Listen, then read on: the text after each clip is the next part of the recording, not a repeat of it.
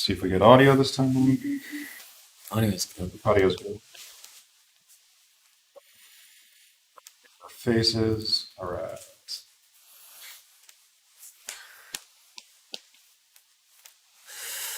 We are up on everything. Just All right. check Instagram before we start too far here. Yeah, give it a check real quick.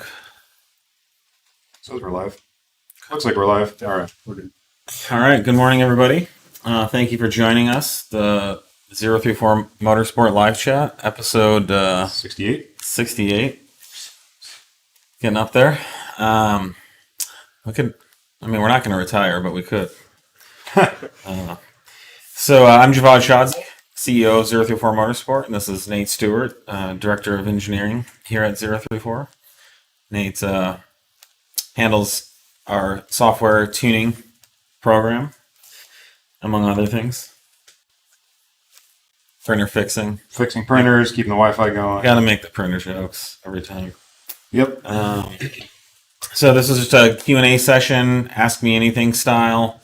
All topics are open. However, typically we get questions about 034 Motorsport products and services. Sometimes people ask about our own opinions or experiences, and we're happy to give no BS responses. Try to stick to the facts or discrete, provable information.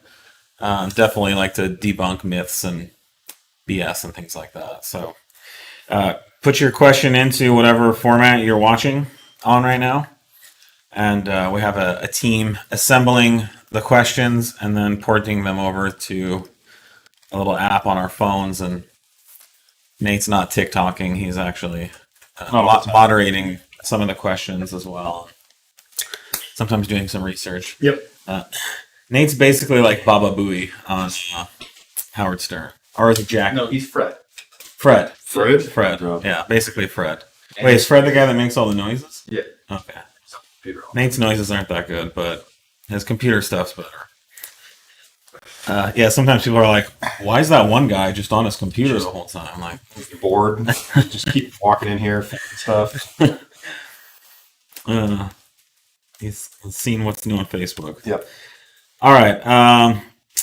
Let's see. All right, let's get started. So first question. I just want, and looks like more of a comment. Yeah. I just want to thank the 034 Motorsport team for continuously making these videos for us. The entire community definitely appreciates it, and you guys really helped me get hyped for my B9 S4 build. Awesome. That's great to hear. We really appreciate it. I mean, Nate and I are just kind of talking here in this room with the marketing team, so we don't. I don't go on the different social media platforms and see what's going on because I'm focused on talking to you guys. But thank you for the feedback. It's great to know. We love doing them, and I think one of the best things for me is getting feedback like this, seeing the impact, the information that we put out there, and of course, if we can generate enthusiasm, that's always awesome. That's good for us, and it's great for the community. Just means more fun with cars. So Right. all right. Someone says, I have a question for my B9 S4. I'm currently running full E85 since it's released. Is there a new oil internal I'm supposed to change? Oh, interval. Oil. I don't know. I mean, generally, if you're driving a lot harder than you used to be, like if you're on track driving typically necessitates more frequent oil changes due to just the increased load and heat. I think there's something to be said if you're in a really like dusty, dirty climate. I mean, I think the main question is, E85 versus gasoline. Oh, okay, right. Right. Is there a shorter time interval? Yeah. Yeah. I mean, generally it's kind of you've got more fuel mass going through the motor. You're going to get a little more fuel, dilution in the oil. So yeah, typically with the 85 stuff, you do want to shorten your intervals a little bit. What that is, how we don't have a hard number defined around it. We do recommend typically, like John said, shorter intervals often than what the OEM recommends. So if they're recommending 10 or 15K, you want to bring that down to 7,500 to 5, depending on what you're doing and how hard you're driving it. we've just changed the oil after 12,000 miles, 2 track days on the SQ5, sent it out to Blackstone. Okay. To see what Yeah. So we'll have some more data around that. It sounds like Nick, from what Nick was just saying, we just did a 12,000 mile. 12,000 mile? 12,000 miles. 12,000 mile oil change on the SQ5, which has been on E85 for probably 3 months. yeah, for probably maybe like half of that or so. Low. Yeah. So yeah, we'll have some better. I mean, the thing about oil changes is if you do them yourself, they're really cheap. I mean, they're not that expensive. And I think the factory intervals are pretty long. Although with, synthetic oil these days, there's justification for the factory recommendations. But I think most performance car people probably, that there's the old adage about every 3,000 miles. That's way too frequent these days, unless you're track driving or you have like, I don't even think E85 would necessarily anything like that. But I think if you wanted to go half, it can't hurt, and that's typically every couple months. Yeah, for a lot of people, depending on how much you drive, but it could be every 6 months, which isn't much. So, but yeah, we've definitely had some concerns here on some of our E85 cars with getting possibly watering down the oil and stuff. Well, it's anything that runs, it's you're running more fuel through the motor, regardless of what fuel is. So, okay.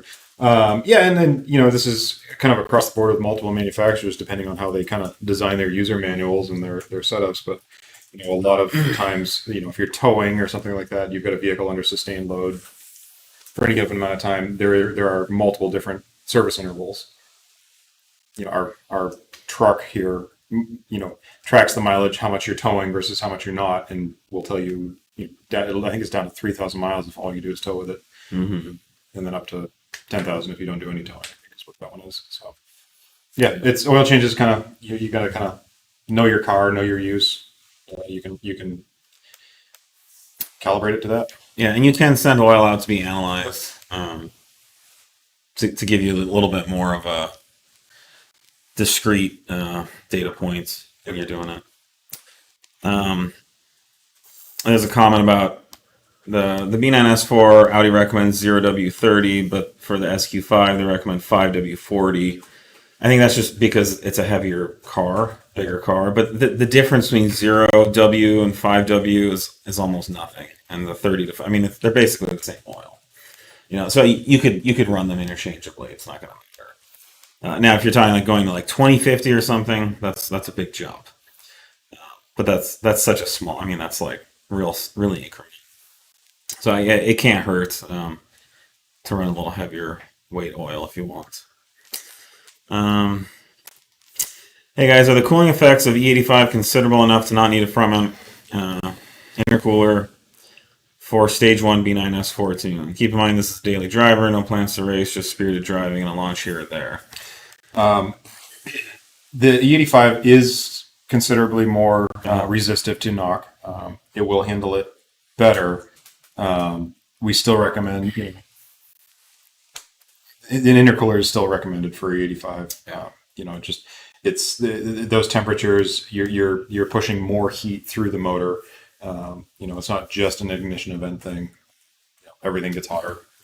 You're literally, 15, 20, 30 degrees Celsius hotter air getting pumped into the intake. So, will you be able to drive the car and will it be fast and will you have fun with it? Sure. Yeah, but No, it's not like it's incompatible with the stock intercooler. But if you want that extra power and performance, the front end intercooler is going to give you that. We don't blindly recommend stuff just because there's a part that could fit. We do see a benefit in it all the way up through E85. It's not required. Obviously, we don't list it as a required part. But we're not going to not recommend it. We recommend it for a reason. It's not required for a reason.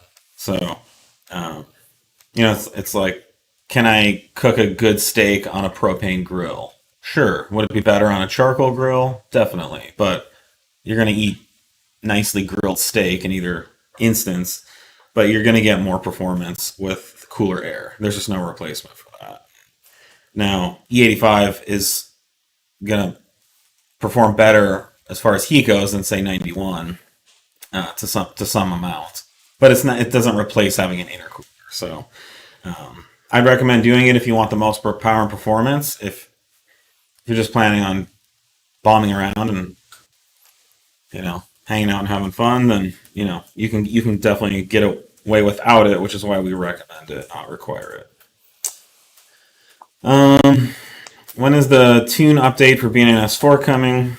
Very soon. It is getting worked on daily, so we're just ironing out everything we want to. We try and keep the update. We're trying to roll in as much as we can with this update. Yeah, the problem is the more stuff has been added to the update. It's a problem as far as getting it out sooner. Yeah, but we just want to make sure we're getting. It's better for us and you for us to do one bigger update that takes longer than to do 2 or 3 smaller updates. It's just a lot more work in general. So, one thing is when you go into a tune like this or any type of software and you fix one thing, you can break other things inadvertently. It's a house of cards, everything's connected. And so, the last thing we want to do is release something and then break it again. And then, so we're doing a really holistic update and really thoroughly testing it. But the team is working on it every day and there's been a lot of progress. So thank you guys for your patience. Someone's saying, why don't you have a TCU tune for the B9 S4? We do have a TCU tune for the B9 S4. They're sold together as a package, and we require the TCU tune with the ECU tune. So I don't know if you guys want to link any of the past videos where we there's some back and forth going on Instagram right now saying we don't have a TCU tune. We do. We absolutely do. We absolutely require it. What we don't have is a performance ECU tune. Yeah, we're not. And this is why this is a free, complimentary required software with the ECU tune. This is to allow for the full torque allotment that we're able to get out of the ECU without hitting any restrictions and without ignoring critical transmission protection messages that come through if needed, which is what a lot of other software companies out there are doing, where they say they don't require a TCU tune. That's generally because they're ignoring a couple of messages coming from the TCU, which could have adverse effects if the TCU legitimately needs to reduce torque for a protection mechanism. Yeah. So we haven't released a performance TCU tune yet, and we've been very open about that. So maybe there's some subtlety or confusion over that. There's lots of things we haven't released yet that we will. Yep. The space-time continuum dictates that things roll out over a timeline, and not everything is available right now. So we would love it if that was the case. The sooner we release great products, the sooner we make money and can be more successful to do other things. But no, these things take time, and we will be releasing a performance TCU tune. We just released the ECU tune, 2.5 months ago or whatever. So. Elaborate on the shift speed increases on the ECU side currently. So for B9, shift speed increases on the ECU side. So that comes along with this is, where we're properly reporting the torque. We've got all the right torque numbers going to the TCU. And then in addition to that, we do allow for more control from the TCU on the ECU. So you will get, quicker shifts, crisper shifts with just ECU side tuning, which is not something that, may necessarily be intuitive. Is that you will get different shifting characteristics based on just some ECU tuning as well. Yeah. With our ECU and TCU, it will still be drive crisper and shift more crisp than stock. So. When? I guess not. Okay. Will you be releasing Stage 3 tuning for the EA839? Yes. Yep. This is another thing that's floating on the space-time continuum. We actually have a pure 750 and a TTE 710 here at our facility, and I think our goal is to start working on that before the end of the year. We don't have an ETA yet, but yes, it's coming. These B9 3.0T engines are potent. They're completely held back by the stock turbo. Yep. But there's a lot more power, and we can continue to raise the horsepower and keep the torque's about as high as it can get on the stock turbo. But the way torque works is as you put bigger and bigger turbos, the torque curve shifts higher And gets into the RPM. Yeah, and then the torque number goes down. So the lower in the RPM band you produce a given amount of torque, the higher the calculated torque will be. And the higher you create peak power, the lower your torque will be, which is why F1 motors make 800 horsepower and 200 foot-pounds of torques, because they're making peak torque at like 15,000 RPM. So it's just simple math. But F1 motors make a ton of power. They just make it in a different place in the power band. So we can keep that torque at about 600 foot-pounds while greatly increasing the horsepower, thanks to the way torque and horsepower mathematically jive. Yeah. B9.5 3.0 T Vague ETA. Yeah, I mean it's still we're buttoning up the server side flashing is the biggest thing right now. Yeah. So there's just some differences in how we have to handle those and how they get loaded on the ECUs. They're it's not as simple as just a processor change and some math here and there. So there's a couple extra things we have to do to get around it. It's going to be soon, but we don't have a date. It's one of those things. This is kind of one of those reverse engineering black holes that you can fall into sometimes, where you think you've got a handle on it, and then you think you've got your head all the way around it, and you get thrown a couple of curveballs. So it is being worked on actively. It's never as easy as it. Getting it out as soon as we can. If you can add, what are the key points of future B9 S4 tuning updates? It's just a lot of it's just a myriad of some feedback, some fixes here and there. We've had a couple of instances where people have mentioned that their fans are on more than they should be, or more aggressively. We do alter the cooling strategy in these ECUs a bit, so we're addressing that where we need to. Yeah, but those are just optimizations. Yeah, fixes. So, I mean, what are we talking about for features? Most of this update is going to be the first up. Yeah, this is just the tweaks. So most of it's just going to be some power-wise, going to be some changes in the way the launch control is implemented. So we're dialing that up a bit based on feedback. Crackles are going to be a little more aggressive and more noticeable, particularly on E85. What else do we have? Fan fixes, as I already talked about that. Some drivability, some real light load oscillations, some people have mentioned, so that's getting addressed. Mm-hmm. And then we're possibly optimizing for stage 1 cars that have an intake and intercooler. We found that we could offer like a 1+ file, and we won't sell it. It'll be available to anyone who has stage 1. But if you have an intake and intercooler, especially ours, you could run this 1+ file. So that may be available as well. Nate, you mentioned crackles. Yeah. Sorry. Yeah, they'll be crackles. Mm-hmm. Someone's asking, would I benefit from changing my tune from APR to 034? I have many mods, but don't want to do E40. I have stage 2 APR 93 file, B8 S4.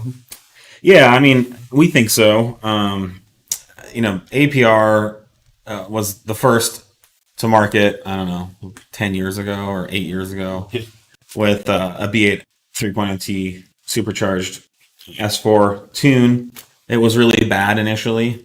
There was all kinds of issues with it. And they did a series of updates over the years.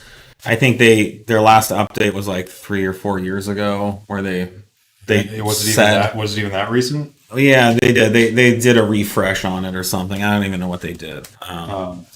But since then, we have come out with we've taken the whole B8 S4 tune to a whole nother universe compared to what APR ever did. Yeah. So there's a lot of drivability and tweaking, tweaks that are there that you're not going to get with almost any of the other softwares out there. I don't know if this is a DSG car or not. If it is, your shifting quality is going to be greatly improved. Mm-hmm. That alone, and a lot of people feel is worth it. You get, with all of our B8 3-liter files, you get all the advanced launch control stuff. Mm-hmm. On every file, stage 1 through 2+.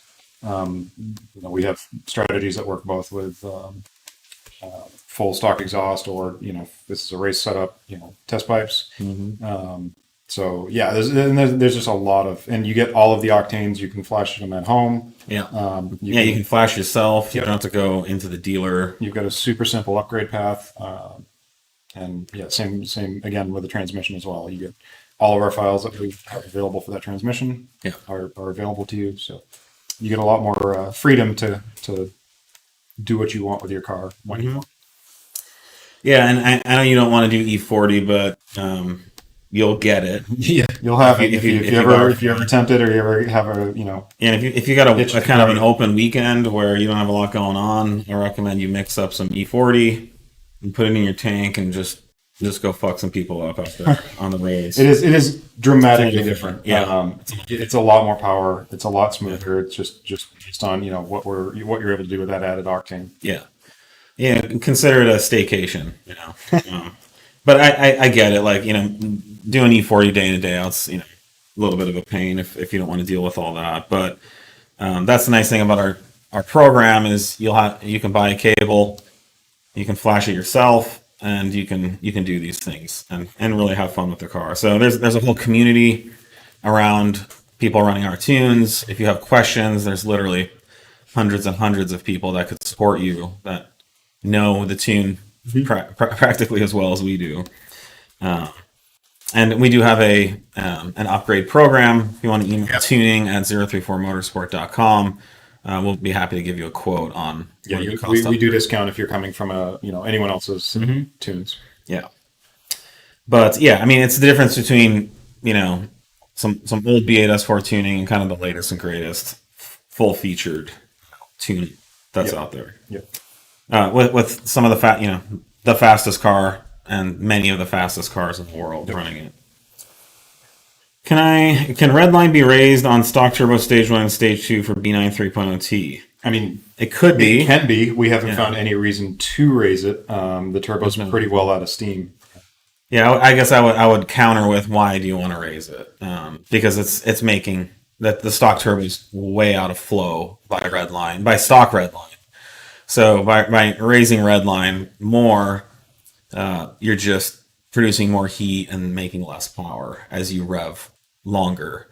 I mean, the only thing I could see is if you're like, there's some circuit you're driving and there's like, you're just right at the top of third, and if you could just stay in third, for another 300 RPM, But these days with the transmission shift so They quickly, shift so it's kind of you're almost and it doesn't even almost free. It doesn't even upset the car. Yeah. You can shift mid corner. It's not like the old days with manuals where you really don't want to shift mid corner, on the threshold of traction, unless you want to get squirrely. Yep. When will B9 3.0T logging be up? I want to make sure my launch control works right. I don't have any hard ETAs when that'll be retail available or available for that. So it is on my radar. I have been doing more and more of them, in house and for development stuff. So yeah, I'll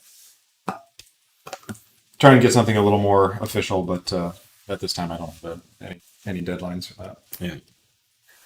When will additional features like OBD reading, fuel pump drain, etc.? That's all part of it. Yeah. So this is like rolling in some of the more diagnostic stuff for the B9 like we do with the B8, the MQB cars. It's coming. Yeah. Again, I don't have a solid ETA on that to give you. Yeah. We're working on all this stuff, guys, but Yep. let's see. Sorry, we're just felt we got a lot of questions. Yeah, they're pouring in. Will the B9 update be available before or after the B9.5 tune, and will the updated items be present in the B9.5 tune? Yeah.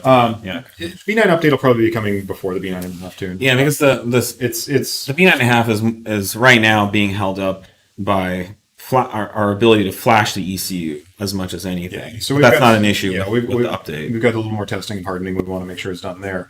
B9, the update, we know everything we need to get that done. That's pretty simple in the scheme of things. And then yes, the B9.5 tune will be starting with all of those whatever tweaks and updates and mapping changes we made in the B9.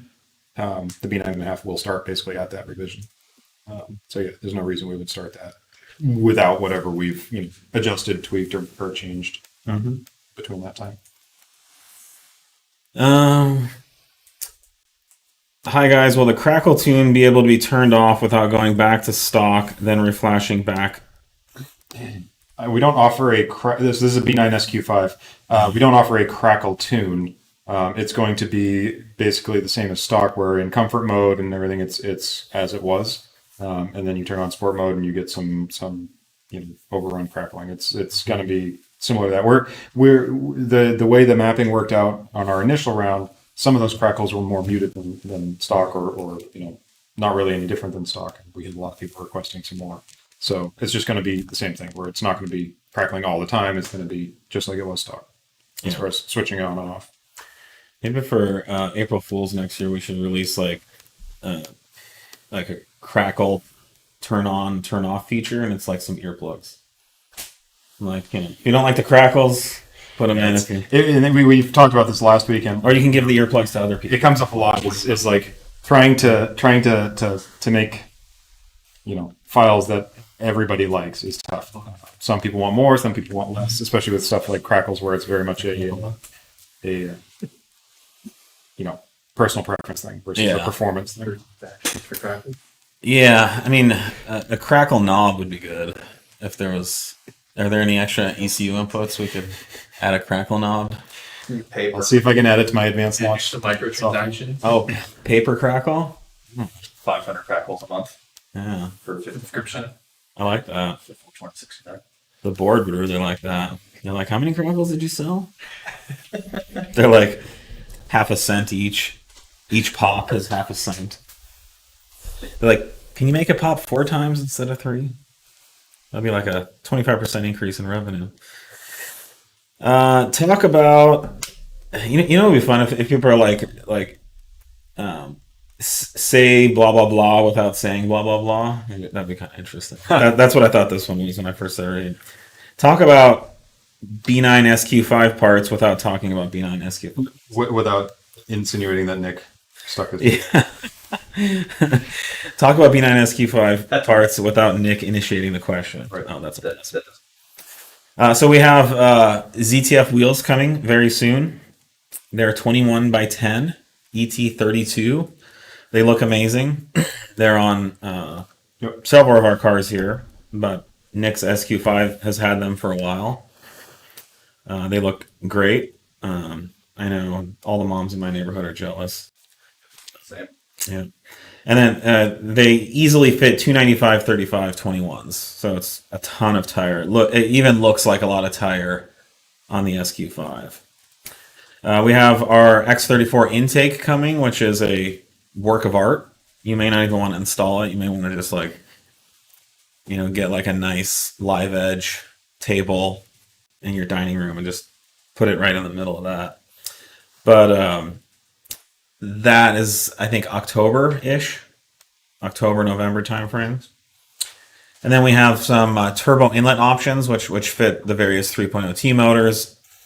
And we are doing a standard fit, which will have at least one insert for various hybrid turbo options. And then we will have a SüperDüper option, which is just a much bigger format in general. So we will offer some upgraded airbox provisions, because the bore diameter of the entire intake will increase with the SüperDüper option. And the SüperDüper option will accommodate up to the biggest hybrid on the market right now. So that's coming, and that's also being designed for the SQ5 compatibility as well. We have a front and rear sway bar package coming. We've been testing it and track testing it. Greatly reduces body roll. The SQ5 is never going to be like, you're not going to be tossing that thing around like a Miata or anything. How dare you? Yeah, sorry, Nick. But you can go faster around corners, and you can certainly around corners with it. Really hot the SQs in there. Yeah, I mean, you're it's like an extra 800 pounds or something on that car. But what's nice about it is when you're driving fast, reducing the body roll just is a much more pleasant driving experience. It makes the car feel much more planted, much more in control, much more responsive to steering inputs. And we've been testing a rear bar, but there's so much weight and momentum in the front as well that it really needs a front bar too. So I think this is probably the biggest sway bar we've ever produced. It's thick with a CC, with the two C's. Q's. Yeah, it's thick with Q's. There's a That's a CQ new at the end. idea. That's I haven't been to that corner of the internet yet. SQ5. Yeah. Oh, I like that. Oh, I think they're ounce. Yeah, I think we just created a new brand. Thick Q. Bar diameter, THIQ. Extra thick. Thick. Feet. Someone's saying, just a giant thanks. I installed 034 dual pulleys and a SüperDüper this weekend. All right. My B8.5 S4 is now a monster sleeper. Yes, it is. And so glad to hear that. Sorry, Corvette owners in your area. And all the Chargers and Mustangs Yeah. and everything else. And Subarus. Slow brews, as some people call them. I don't call them that, but I've heard people call them. Will RS3 tunes receive more updates in the future, or are you guys done with that platform as far as power making goes? We are working on our updates to our DAZA tune. Yep. We're going to be adding We've got advanced updates, launch control. Yep, updates in the works both on the ECU and TCU, advanced launch. Some flex fuel stuff's coming. So no, we're not done with that platform at all. So, There's a lot more coming more with is that. coming. We got hybrid turbo stuff in the works. Yeah, so if you want an amazing tune with great drivability and optimal power, I mean, we've actually pushed that tune as far as it can go, power-wise. I mean, I don't think there's another tune that makes more power. It's actually not that hard to make lots of power. Well, that's the thing. It's like reliably. We know Yeah. we're trying to. You've always got to balance that dynamic where you can make more power. But how often can you do it? How can you do it? The DAZA turbo, stock turbo, can easily produce enough torque to bend the factory rods, and this is a very common thing. Yep. And other tuners have been dealing with it. Fortunately for us, we learned that lesson in-house on our own car before we released it. Yep. And that's what happens sometimes. You take out a $20,000 motor. But we test the crap out. But track them, drag them. We do everything we can for that reason. So we find these things. But we know, based on our testing experience, that it's a safe tune, and so we actually had to bring the power down. Yeah, and it turns into such a tough dynamic because then you might not have the fastest quarter mile. You might not have the highest numbers on the dyno, but what do you want? Do you want to hit one number, or do you want a motor that stays in your car? So it's tough, and people will say, "Oh, the tune's not as good because it's not making X, Y, Z." Well, it's a tenth of a second slower, and it's literally splitting hairs, but it's not the fastest on the quarter mile. It's tough. Yeah, a quick word about this is these motors and tunes they're not the point of failure is not discrete. So there's a margin of safety that you can maintain. And then there's all these other variables that factor in to determine, at what point is the motor has it reached its limit? And then typically in these motors, it's the rod that either breaks, but typically they bend. And once the rod bends, it starts putting all kinds of terrible forces on we're not talking like pretzels, but it'll get a slight curve. I mean, we're talking about like a half a degree, bend in the rod. It's sometimes hard to even see it. But the tolerances are so tight on the piston that if that rod's not perfectly straight, you now have friction and bad things happening, and forces that are never meant designed. But safety is a margin, and so it's kind of like you're sprinting at full speed along a cliff. Now could you sprint 1 inch away from the cliff? I mean, you could, for a very long time, but what about that one time? And maybe the grass is a little shorter there, so you can get a little bit faster. So how close to the edge do you want to be? Would you be safer if you could sprint 5 feet from the cliff and you'd feel better. You wouldn't be able to see as much over the cliff, but the view wouldn't be quite as good, but you're not going to fall over the cliff and die.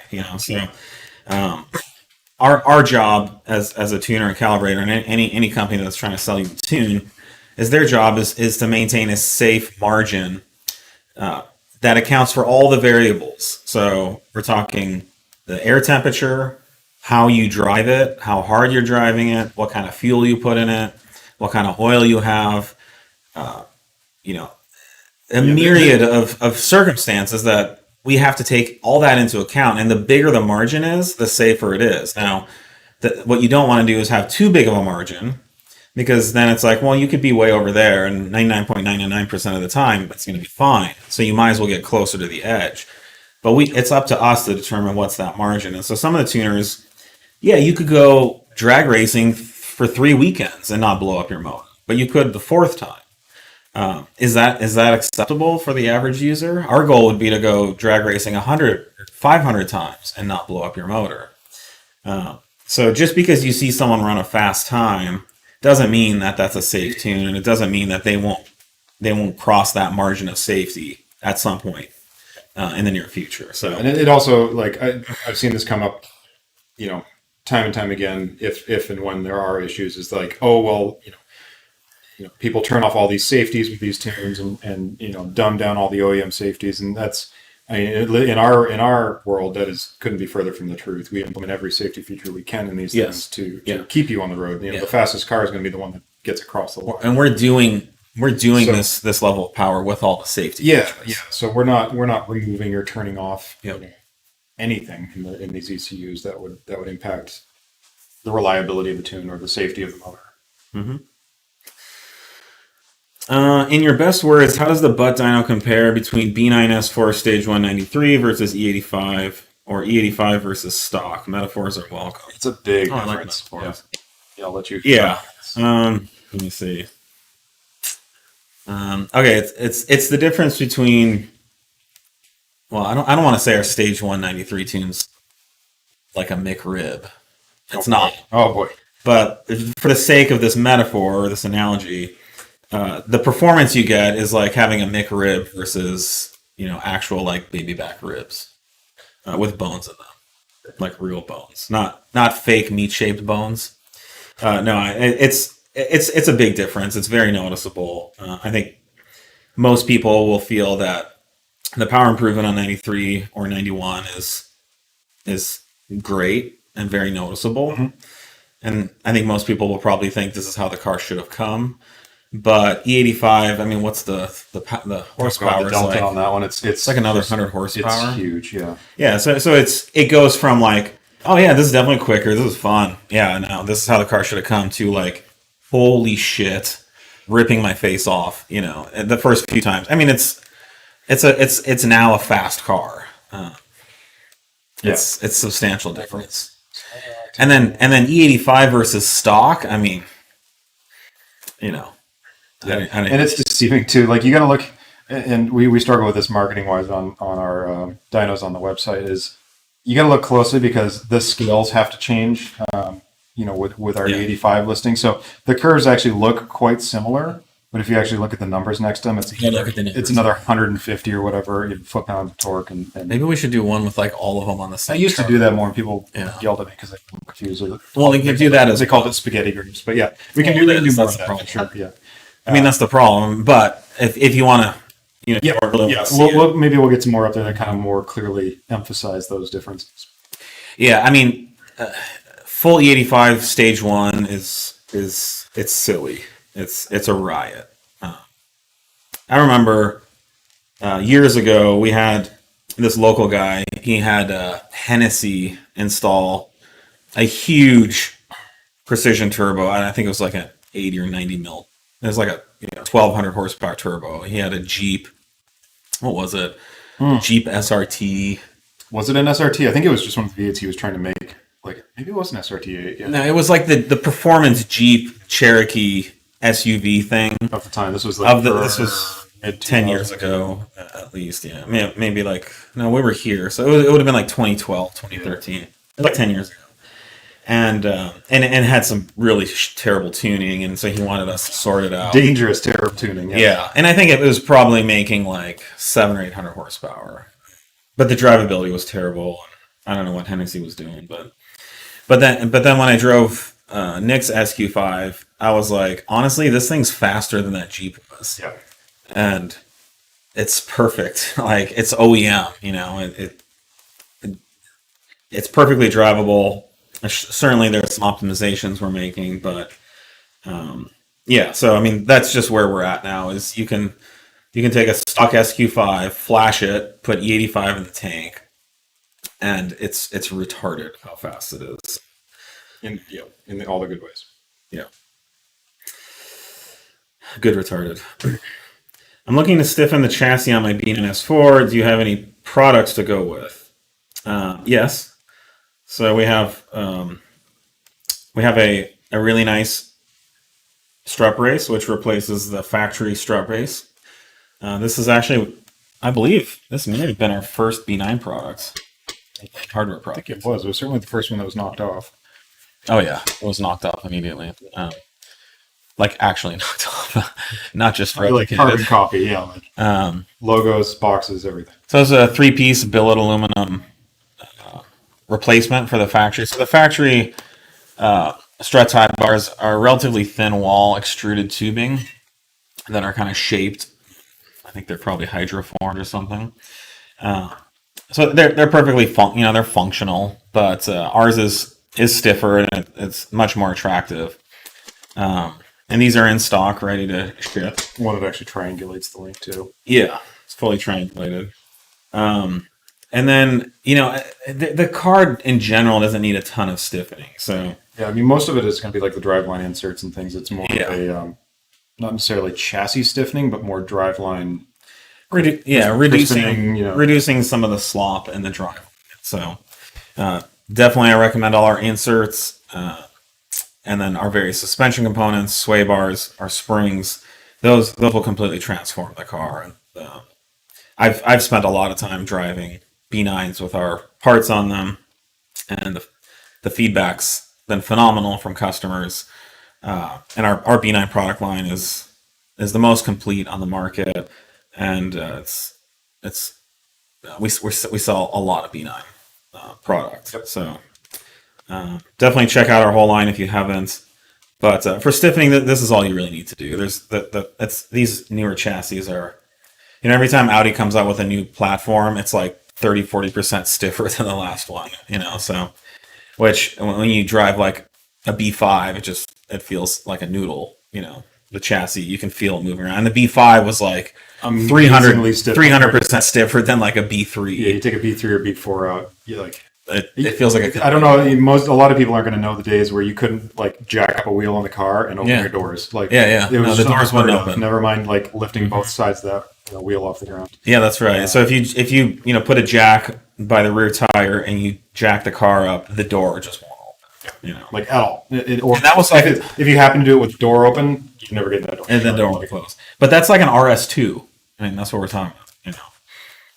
So, but a B5 was like orders of magnitude stiffer than that. So, and actually, something cool that Audi started doing with the B5 era is a lot of the body, when it's assembled, it's under tension. So they put a panel in place and it twists, and then they weld it, and so the whole frame is under tension, which gives it much more rigidity and resists deflecting in any direction. So yeah, they're very well built cars. And, they really don't need it. Just installed 93 Stage 1 on my B9 S4. I might be crazy, but I feel like the torque isn't all that different from stock. Have not swapped intake and intercooler yet. Could this be why? No. No, neither of those are really going to affect like your peak torque number. Those are going to have more impact on the top end. So I don't know. It's a very smooth and rolling torque. So it may be a little deceiving. These all-wheel drive platforms can suck up a lot. Yeah. But I saw this question come through, and it looks like you guys have the TCU and everything in there. So, I mean, that's a tough one to answer. Can reach out to subject, here. Can email tuning@034motorsport.com. Yep. with any questions, concerns about that, and the team there will be happy to help you. Torque. The way you kind of feel torque is, you go up a hill or something and you floor it, or you kind of start, from a very low part of the power band and you floor it, and you see, how does the engine accelerate from either a really low RPM or in a Mid-range. in an acceleration situation where there's a lot of resistance to accelerating, like a hill, or you could be towing something. So, if your tow vehicle doesn't have enough torque, it may drive around town just fine, but then you start hauling 10,000 pounds behind it, and it can barely get out of its own way. It's because it doesn't have enough torque. So torque isn't usually the thing you feel; it's usually the horsepower that you feel, which is why horsepower is calculated from RPM. So that's the speed of the engine. Producing torque is horsepower, but we'll be happy to help you evaluate that.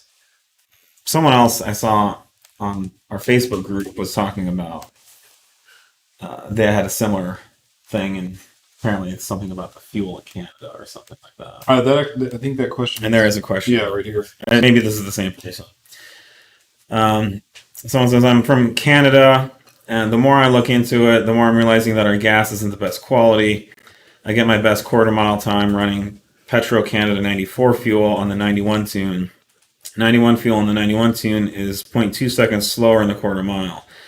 93 tune on 94 is even slower. What do you recommend I do about this? That's a pretty good indication if you're running a higher octane fuel and it gets slower. That's those safety measures coming into effect where the ECU and we will pull more timing if there's some knock to try and obviously there's something mismatched. It's not jiving with the fuel and the conditions. So as a safety measure, it'll pull out more timing than possibly the base timing from the lower octane fuel where it's not getting into knock. So that's a pretty good indication that you might have some poor gas there for sure. So I mean, it might just be regional and just something you're gonna have to kind of figure out what the best combo is in your. Is there anything we can do with logging or with that? To some extent, that's tough. We've obviously done a lot of logging with the various octanes that these are set up for here. There are regional specific stuff like this. That's going to be a little trickier to really tailor. I don't know anything right now that we could certainly set them up with. Crap, there's a lot of questions. There's a lot of questions left here. We've only got like 12 minutes left. Let's just try to pound through. If I could only pick one, should I do the ECU or TCU Stage 1 for the RS3? Do I need any mods to run Stage 1 83? Well, no, I mean, you want to do the ECU. Yeah, ECU is going to be for sure by far the biggest change. There would be no reason to do the TCU by itself. Right. On Stage 1, no, there's no required mods for E85. No. It's the same as the B9. Yeah, we strongly recommend intake, intercooler, intercooler for sure on those. Those are in need of it. Intake, intercooler, and Stage 1 is awesome. TCU Tune for E85. Yeah, and if you don't need E85, you do want a TCU Tune with that as well. Yeah, that's a good point. But if you just want to do something like quick and easy, our Stage 1, pump fuel 91, 93 or whatever, is a great way to go. You don't need any required mods. B8 ZF8 Tune update. Actually, that is really close. I'm going to speak for the 2-liter cars at least. That's really close right now. The advanced launch stuff we are working on more this week, so hopefully I'll have some better estimates on that one soon. But we're narrowing on all that and giving you guys all the adjustability that the other transmissions have right now. Yeah. Can you discuss your new MK7 S34 intake a little bit more? Yeah. So. We came out with a 2.0T MQB intake, I don't know, 6 years ago, or it's our X34, and we still sell it. It's an incredibly high quality intake. It's not cheap to make. It's a very complex mold for the carbon fiber, and it's a very good performing part. But there's been more and more requests for a lower priced, just a straight out performance intake. And so that's what we've produced with this S34. The goal is a market leading price and the absolute highest flow possible. And so I think that's what we will be releasing. The inlet hose is massive, so it flows a ton. We use a very high flowing filter, and as we've discussed, it's not shrouded, which is actually more important than running a big filter. Is having a smaller filter that's unshrouded will always flow more than a big filter that's crammed into an air box without room to breathe around it. I don't know, I can't remember what price we've settled on, So but it's well under $400. And this is a carbon fiber shroud, wire reinforced silicone hose that goes to the factory turbo inlet or our turbo inlet or any of the popular options. And again, a very high flowing. Do you want to scroll up to the filter too? Yeah. I've heard not to use intakes with silicone hoses because they collapse under wide open throttle. Does yours do this? No, we would not release an intake that collapses. So that's why we actually take stainless steel wire and it wraps. So there's a mold for the hose, and there's a first layer of like fluorosilicone that's put on the mold, and then there's this aramid fiber reinforcement with additional layers of silicone, and then between the layers we wrap stainless steel wire throughout the whole hose, and then encase that in silicone. So what you get is a part that's quite cheap to make, with really good compliance and flexibility, but it will not collapse under any power level. And one of the problems with intakes that have collapsing problems, you can reinforce the hose all day, but if you have a restrictive filter, you're going to create a lot of vacuum inside the hose. That collapsing is basically it's a canary in a coal mine. It's a effect of something else further up the line that is causing a restriction and basically turning that hose into it's in vacuum now. So that's literally sucking itself shut because you're not getting enough flow from the other end of the hose. Yeah. Imagine you go to a gas station to put air in your tires, and every time you hook up to this air nozzle, your tire explodes. Well, do you need to go out and like build a stronger, more reinforced tire, or should you figure out why this nozzle is putting 1,000 psi on your tires? So this is the same issue with intakes that collapse. Is it's really a problem with the filter being restrictive. So then you create this vacuum in the hose. The hose can't collapse unless there's vacuum. So if you have a very high flowing filter, you don't need that much reinforcing. And we put just enough reinforcements to ensure that it can never collapse. But the real trick is making sure that there's no restriction, which is really the whole reason you do an intake like this. But yeah, keep that in mind. If you see companies really hyping how much reinforcing they do to their hose, then you have to ask, well, why is there so much vacuum? Why is this collapsing anyways?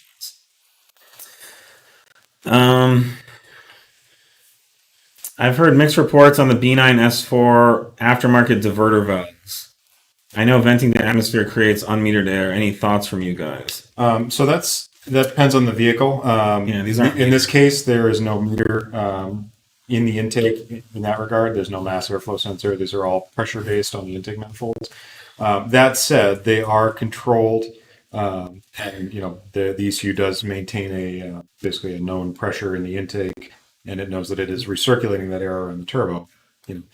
Venting to atmosphere, it's usually a sound thing these days.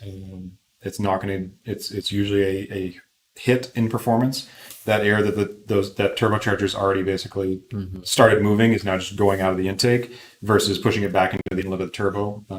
So you can actually slow the turbo down a little more, depending on your intake design and some other factors. But it's not necessarily a performance problem. Yeah. It's just it's up to you. Tuning thing. It's up to you if you want to run it. As far as reliability, though, we don't run any aftermarket stuff here. So yeah, there's no point. There's one. Oh, any updates on the D2 S8 upper adjustable control arms? Yes. We are sourcing the density inner bushings. So we have a bunch here that we thought would be enough, but we've actually sold so many that we had to go out and make more. So I believe we're on track to start shipping some products in the near future. We have enough bushings to do some number that will ship, and then the rest it's going to be probably another month or two, maybe more like 2 months till we get those bushings made in here. But they're moving through the process, and we re-released this product that people can do a pre-buy on, and we're offering like a special deal on it. I remember drawing that up many years ago. I know, people still want them apparently. But yeah, we sold a lot more of them than we thought we would. So, why does Stage 2 DAZA need upgraded injectors when it has minimal gains over Stage 1 E85? And this is goes back to Javod's analogy earlier, where we chose that Stage 1 is as much of a as close to the margin as we wanted to run on the available injector, and to go more than that, we felt that it was proper to require injectors for the upgrade. Because the stock injectors are like at 100%. They're basically done, yeah. And you really never want to operate an injector. Yeah, we basically, we're that little bit more, we're out of injector. We didn't feel that, and I mean, we ran our in-house Stage 2 E85 car on the stock injectors for a very long time, without issue, but it was outside of what we really wanted to release and put out there. So we felt it's the better, more correct way. If you're already into like Stage 2 power and going that far, injectors are the right way to do it. Any updates on the surge tanks for DAZA and generic DIY kit? Yes, DAZA is just in manufacturing, so this is a really complicated product with a lot of parts. And then the DIY kit is also being worked on. So I don't have any exact dates, but they're both in the final handoff process to be made available for sale on our website. I'm thinking in the next few months we'll definitely be releasing something. We're getting there. Yeah, it's good. There's two at the top. Yeah, the first one, maybe I could tackle that next week. I mean, we've already answered that before. Do the B9 upper adjustable control arms address caster as well? No. They're just to adjust camber. That's the primary goal. You can get really fancy if you want to try and move that. It's virtual ball joint location by changing the arm length. There's not enough adjustment. There's really enough room there to do that. It's pretty small. Now, if do that, that's they advertise that. You can. There's a difference. You can change the orientation of both of those and get a little bit of caster angle change in there, but you got to know what you're doing. It's with these multi-link suspensions, they're called virtual ball joints, where your actual pivot point can be pretty tricky to work out. So yeah, if you're on a rack and you really want to play with it, you can get some caster on it. It would have to be minimum. Yeah. Not enough half to degree even or so would be matter. I don't think you get a half degree of caster. Yeah, I don't know. It would be some tiny amount. If you look at race cars, they'll move the strut top from the factory location to basically the base of the windshield. That's the kind of caster that really transforms how a car handles. But if you can get a little bit more, it could be noticeable. I don't. We don't advertise that. It's we primarily design these for. Well, I would also say, I would question. I don't know. People do all kinds of dumb stuff, thinking that whatever they did makes a huge difference, and I don't know how much additional caster you could get with some of the other controllers on the market. But I would question. Is another 0.1 degrees of caster is actually. You're not going to notice that. Is it more caster? Sure, but that's not a. But maybe they're getting along. Right? I seriously don't know. I think we're pretty much done. Yeah, I think we've still got a lot of questions here, but a lot of these we've answered. Oil spec for 2019 GTI running our tune. I think stock oil, Yeah, stock spec is fine We haven't changed. for that. 034 Stage 2, is it better than JB4 for BA3? Yes. Any of the tuning boxes, regardless of whatever claims they make, are devices that lie in one way or another, some better than others, to the ECU. To the ECU. What the conditions around it are. So yeah, it's going to be falsely reporting the boost to the ECU, and in these cars, there's no air metering, so then your fuel trims go all wonky. Some of them will falsely report readings from the O2 sensor, which can cause all kinds of different things to happen. Basically, the ECU is going to be just trimming all over the place to try and hit its targets. You're never going to get a proper timing curve like you would out of a tune, just because it's all fixed to the stock mapping. So there's a lot of things, and then shift quality. I've never seen a tuning box car that had acceptable shift quality. No, it's or drivability in general. It's really good. Yeah, and it kind of blows my mind that anyone would even ask that question, which makes me think there's some big misperceptions out there. Right. Tuning boxes have their advantage. You could just plug them in, but that's kind of where the advantage ends. As far as technically speaking, from a garbage. technical, like optimal, what's the best way to calibrate a motor? Any tuner calibrator would laugh at the thought of a tuning box. It's everything that's wrong. If tuning boxes were the right way to do it, you'd have an A3 ECU, and then the S3 would have a tuning box on, and the RS has another tuning box. And that's what Audi would just be like. Here's a tuning. It's easier. It's RS level. Here's another tuning box. Yeah, that's not how it works. I mean, you can do it, and they work, and they do give additional power, but they don't compare to an actual proper calibration. Yep. Well, cool. I think we're out of time. Yep. Thank you for joining us once again, and I believe we'll be back next Monday. That's as far as I know. Yeah. All right. Thanks guys.